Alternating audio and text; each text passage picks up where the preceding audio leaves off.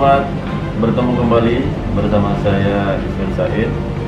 Di hari ini kita sudah berkunjung di kantor Badan Pendapatan Daerah dan depan saya juga ada Kepala Bapeda Bontang Pak Sigit Alfian. Selamat pagi. Pagi Pak, sehat Pak ya? Sehat Alhamdulillah. Menarik Bapenda itu saat kemarin di DPRD sempat kita membahas pajak sarang walet Pak ya. Nah sebenarnya mungkin banyak teman-teman, banyak warga di masyarakat belum tahu apa sebenarnya pajak sarang walet. Kenapa harus dipungut gitu Pak? Oke, ini pagi ini saya dapat kunjungan dari Mas Yasir, Ketua APW ini luar biasa semangatnya. Kalau kita bicara pajak walet, tentu saya harus kembali lagi harus menjelaskan tentang Undang-Undang 28 tahun 2009 tentang pajak daerah dan otonomi daerah. Jadi di dalam undang-undang itu jelas sekali di pasal 72 ya, yang dimaksud pajak sarang burung walet itu adalah pengambilan dan atau pengusahaan sarang burung walet, pasal satunya. Pasal 2-nya tidak termasuk objek pajak sebagaimana dimaksud pada ayat 1 adalah pengambilan sarang burung walet yang telah dikenakan penerimaan negara bukan pajak. Yang B, kegiatan pengambilan dan atau pengusahaan sarang burung walet lainnya yang ditetapkan dengan peraturan daerah. Nah, jadi di dalam undang-undang ini jelas sekali. Ini pasalnya sampai ada pasal 73, pasal 74 sampai dengan pasal 76. Jadi di sini ada 3-4 pasal ya. Pasal yang ngatur ini di undang-undang ini. Nah, tadi disampaikan bahwa di pasal 1 itu adalah pengambilan dan atau pengusahaan sarang burung walet. Nah, kalau di Kota Bontang memang dia tidak di dalam pengambilan, tapi posisinya sarangnya, pengusahaan sarang burung walet. Nah, kalau yang dimaksud pengambilan tadi adanya di gua-gua. Di gua-gua ini tidak ada di Kota Bontang. Oh, nah, bukan rumah ya? Bukan rumah. Oke. Tapi kalau di Bontang itu dia memang sarang yang dibuat. Oke. Dibuat oleh masyarakat. Oke. Nah, berarti itu beda ya dengan gua dan tadi rumah. Ya. Kalau di Bontang rumah yang dia Rumah. sengaja dibuat oleh pemilik. Betul sekali. Nah, itu kenapa harus ada penarikan pajak sarang walet Pak? Kemudian apa dasar pengenaan pajaknya yang harus seperti itu? Ya, dalam undang-undang ini jelas sekali. Jadi kalau pajaknya jelas 10%. 10% setiap dia panen itu dari omsetnya berapa itu pajaknya 10%. Bisa contoh mungkin Pak cara penghitungannya. Contoh saya punya sarang walet nih Pak. Ya. Oke. Kan kalau saya bangun berarti pakai IMB. Jadi Pak ya. ya oke. IMB-nya itu IMB kan bukan urusan Bapenda ya. Ngurusnya ke dinas lain. Ya, betul. Dan itu memang ada aturan-aturan dan tidak ada IMB khusus untuk pendirian sarang walet. Ya, oke. Gimana Pak? Jadi gini, ini harus dilihat dua sisi nih. Jadi kalau kita bicara proses awal, memang sebenarnya sarang walet ini di Bontang itu sudah ada RT RW-nya sebenarnya. Jadi kawasan-kawasan mana yang diperbolehkan untuk membuat sarang walet. Nah, nggak salah itu di Perda kita itu berada di selatan. Di selatan. Selatan ya? Selatan. Tetapi ternyatanya itu berada di 3 kecamatan. Nah, ini yang kemarin kita dipertanyakan oleh anggota DPRD. Nah, sekali lagi kita kan tidak bisa tidak mungkin lah orang sarang sudah jadi mau kita bongkar. Ini kan masuk lagi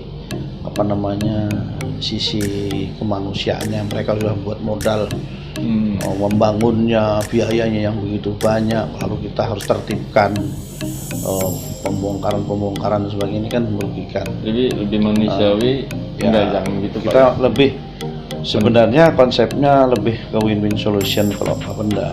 Dan sekali lagi Bapenda itu sebenarnya tidak terkait dengan perizinannya. Walet ini. Dia berpikirnya dasar hukumnya ada objek pajak, maka ditarik pajak. Dasar pengenaan pajak. Dasar pengenaan pajak, ya bukan perizinannya. Kalau perizinan ini ada di instansi lain. Ya, ini tata ruang kota atau apa ya? Ya, dia ada Perkim dan PU. Ya. Nah itu kalau saya catat dasar pengenaan pajak cara ngitungnya. Saya punya sarang walet nih Pak. Dia dihitung ketika panen. Iya, jadi ketika dia panen. Jadi ini di dalam Undang-Undang 28 ini masuk dalam self assessment namanya, menghitung sendiri. Jadi katakanlah dia ini panen sekali panen per 6 minggu itu dia panen katakanlah 5 kilo gitu. Ternyata dia laporkan 3 kilo. Itu kan kesadaran mereka, dan kami belum punya sampai hari ini belum punya cara mengontrol itu dengan benar, karena proses yang bayarannya belum ada nih. Itu persoalan utamanya. Jadi ngitungnya begini contohnya, itu tadi 5 kilo. Ternyata per kilonya itu harganya 15 juta. 15 juta. 5 kali 15 berarti 75 juta. Nah, totalnya itu dikali 10%, 10% disetorkan. Disetorkan ke Bapenda. Panen. Ya, nah, kalau dia panennya 2 tahun sekali tetap gitu? Iya, sebenarnya atau ada aturan khusus dia per 6 bulan atau per 6 minggu wajib lapor? Ya, itu kemarin yang konsep yang saya sampaikan, yang kita harus buat satgas, satuan tugas. Satuan tugas itu kebetulan dari Korsugah KPK sekarang sudah membuat juga sekarang. Ada beberapa daerah, kali Kaltim dan daerah mana tuh di Jawa itu membuat namanya Korsugah KPK langsung membuat yang namanya satuan tugas. Jadi satgas ini muncul karena ketidakjujuran pengusaha. Kalau di Bontang bukan tidak jujuran, belum punya kesadaran untuk membayar, belum sadar. Nah, ini untuk menuju kesadaran inilah yang perlu kita bangun bersama. Makanya saya bulan depan ini insya Allah akan manggil mereka untuk diskusi. Itu kita mau lihat di mana sih kendalanya. Apakah memang tidak ada isinya waletnya? Apakah memang burungnya sudah migrasi semua? Atau ada permasalahan lain yang pelayan pemerintah yang belum bisa dipenuhi oleh pemerintah? Ya, kita lihat semua nanti, itu dari diskusi akan kelihatan.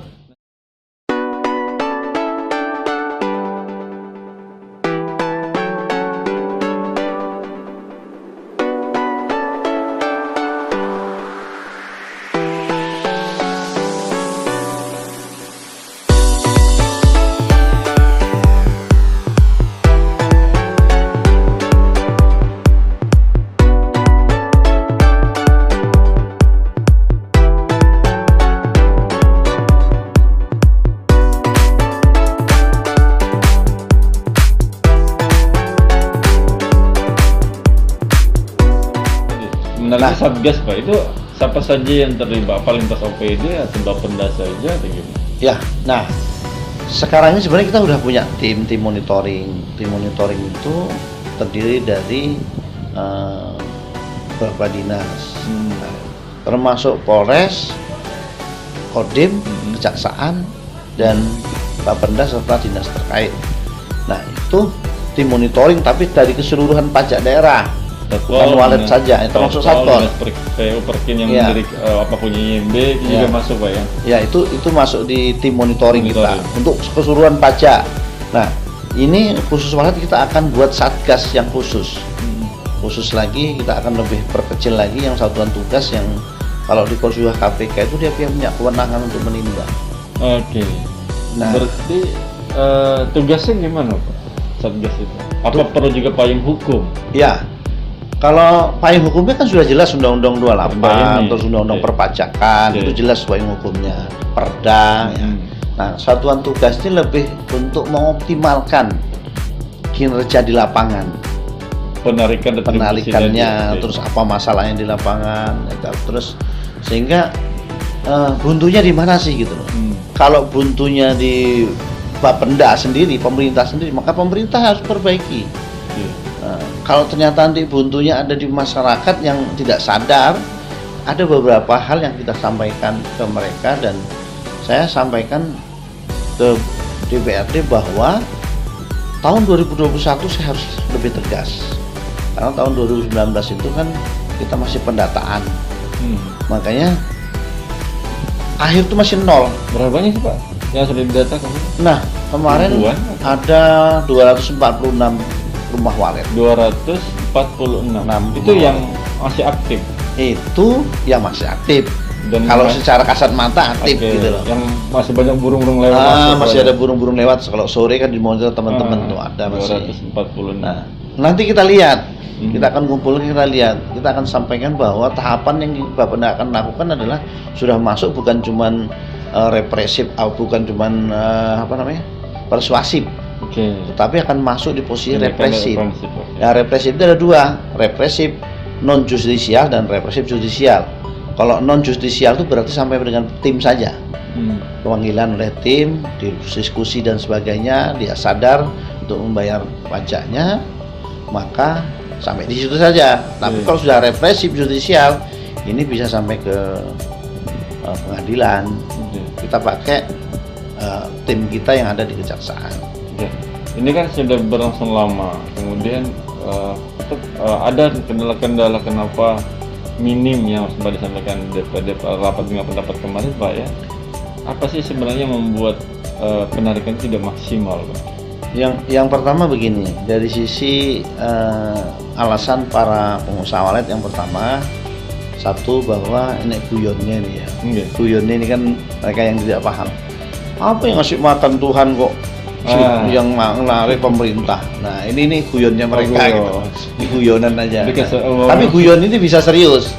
Yang memang seharusnya kalau yang memberi makan kita tidak memberi makan, pajaknya lebih besar dong gitu.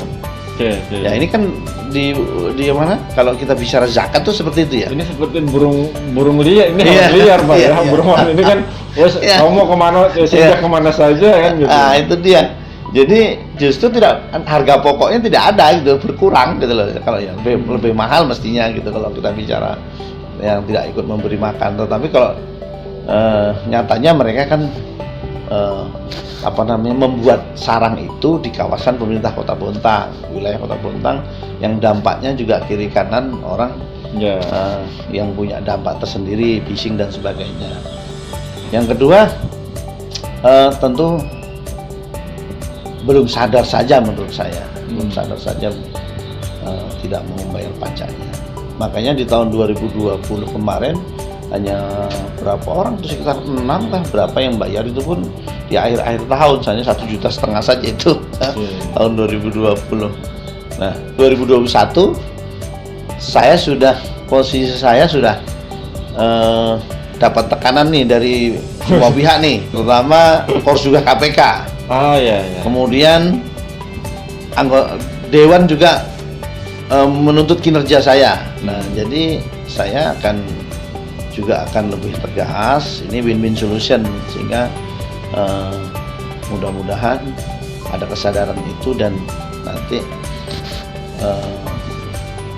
ada yang didapat dari sektor pendapatan walet ini, sehingga pendapatan daerah lebih maksimal. Mudah-mudahan dengan adanya Satgas ini maksimal lah penarikan resultat sekarang. Ya, itu harapan kita seperti itu. Ya, kami dan saya juga hanya mendoakan saja nih Pak ya. Yang pasti gini, bahwa warga Bontang tadi seperti yang kata Pak Sigit bilang, bahwa ada sebuah kesadaran yang harus muncul untuk memberikan sumbangsih.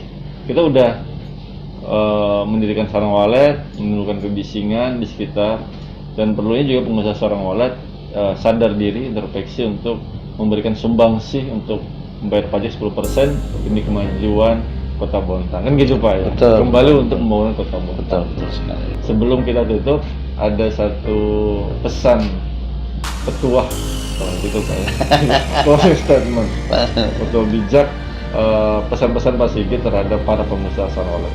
Gimana Pak? Ya, jadi kaitan dengan sarang burung walet ini, yang pertama yang akan dilakukan pemerintah Kota Bontang, dalam hal ini jelas tadi saya akan mengumpulkan dulu Yang kedua karena ada isu bahwa kepengurusan asosiasi sarang burung walet ini juga sudah tidak ada, berubah mati suri, maka kita akan hidupkan kembali. Yang ketiga tentu menghimbau kepada semua pihak, pengusaha khususnya, bisa dengan sadar untuk membayarkan pajak burung waletnya. Kenapa? Ini bentuk kontribusi pengusaha walet itu dalam pembangunan Kota Bontang. Ketika dia membayar pajaknya, seberapapun pajak yang dibayarkan itu, yakinlah bahwa ini saya salurkan untuk ke masyarakat. Jadi konsepnya itu pajak itu dari masyarakat, oleh masyarakat, untuk masyarakat. Olehnya ini adalah anggota DPRD dan pemerintah yang masuk di dalam, nanti pajaknya kita masukkan dalam APBD dalam bentuk program, kita salurkan kembali ke masyarakat. Dan kalau boleh saya mengutip, sekali lagi menyamakan dengan pajak dengan sedekah, maka kalau yang muslim silahkan dilihat Al-Baqarah 261. Al-Baqarah 261 itu jelas sekali, setiap Rp1 itu ibarat satu biji. Satu biji itu akan tumbuh satu pohon. Satu pohon itu menjadi 7 tangkai. 7 tangkai itu masing-masing tangkai adalah 100 buah, maka kelipatannya adalah 700 buah. Kalau seterusnya itu ilah Masya Allah, jadi bukan cuma 700. Kemudian kalau kita bicara negara, maka ada kalimat hubul waton minal iman, jadi cinta negara itu adalah bagian dari iman. Dengan Bapak Ibu membayar pajak, maka Bapak Ibu telah menunjukkan cinta kepada negara ini. Cinta negara sebagian dari iman. Betul. Nah, ini Ustaz Sigit Alfian berarti. Ini kan karena tugasnya pajak, maka saya harus menyadarkan masyarakat tentang hal-hal yang kaitan dengan pajak. Baik, ya.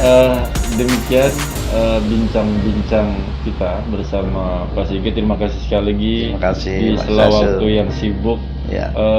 Kegiatannya untuk mengumpulkan pajak daerah pembangunan Kota Bontang masih punya kesempatan untuk ngobrol sama saya, ya. Dan saya harap juga terutama buat warga Kota Bontang, pengusaha walet bisa membuka mata dan membuka hati untuk memberikan dan berkontribusi untuk pembangunan Kota Bontang dengan membayar pajak sarang walet.